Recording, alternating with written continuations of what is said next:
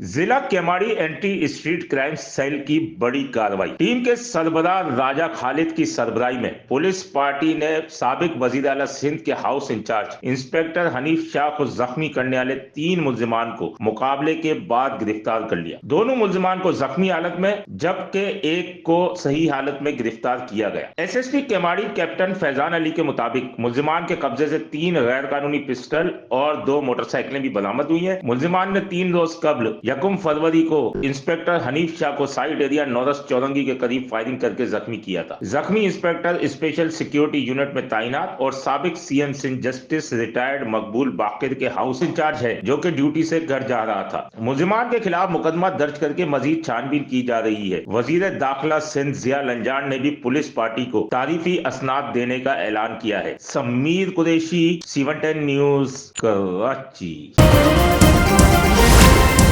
C110 news, خبر کی اصل خبر۔